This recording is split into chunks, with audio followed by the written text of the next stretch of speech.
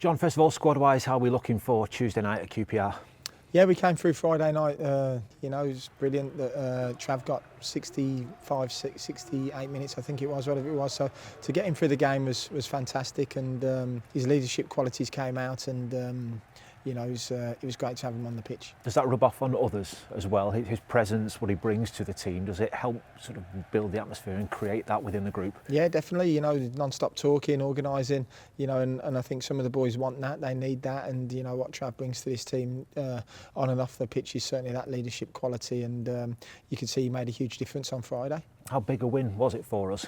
Yeah, it was a big win. It was a huge win. It took us back into the top six, which was great. But it also settled a bit of nerves down as well. I think on the back of 3 defeats and a real up and down period in January. To beat Preston in a derby like that, the way we did it as well, was really pleasing. I thought the football we played from minute one was very, very good, and we dominated a very strong, physical, experienced team in the Championship. And it would have been tough to lose it, to get a draw in the end, but the way the lads battled through it, within that last 10 minutes was great. We'll get into the point of the season where the points are very, very important, but if the level of performances are right, is that the focus going forward? If you get the performances, then the points will come. Yep, and that's something that, even through that difficult month, I was really happy with the performances overall. I think we let ourselves down at Oxford, on the performance side of it, but apart from that, you could see the 2 previous games, Bristol and Coventry, we certainly didn't deserve to lose the game.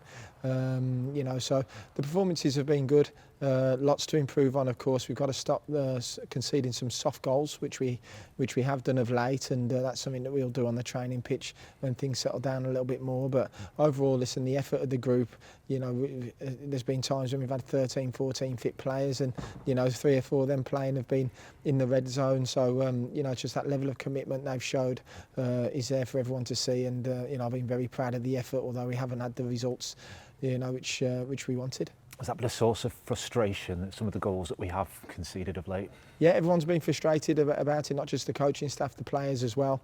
It's something that we pride ourselves on, being really difficult to play against and defending the box for our lives. And even the goal that we've conceded on Friday, it was probably only their 2nd or 3rd effort on goal. Pezzi didn't actually have a save to make, so to concede in the last minute of the game there was really disappointing. Have you sensed that as a group now? They take great pride in keeping those clean sheets. Yeah, I certainly do, and I think it started in pre-season. Really, we ended last season with 6 clean sheets out of the last 10, I think it was, and we started the season really well with the clean sheets as well. So, it's something that we all work on. We want clean sheets, and we want to be difficult to play against, and I think overall we've done that, but there's loads to improve on still with that final 16 games to come. It was a result that took us back into the top 6. Is there a psychological side to being in there at this stage of the season? I think when you look at the league table, everyone looks to see where you are, and if we're in that top 6, it's an amazing feeling. It just shows all the hard work that the boys have done, the graft they've put in, the highs and the lows. Everyone's stuck together, and with 16 games to go now, we've put ourselves in a strong position. But nothing's ever decided in February. It's always at the end of the season, and we take each game as it comes, and the next challenge is Tuesday night, which we'll be ready for. Is there more talk openly within the group about a challenge for the playoffs? Is that natural when you are in the position that we are at the moment? From day one, we spoke about finishing as high as we can. We're obviously favourites for relegation. You lose a top player in Sami Smodic, who scored 35 goals for us last year. And it's just about giving the belief to the group, and the group believing in each other, and I think we've done that this season.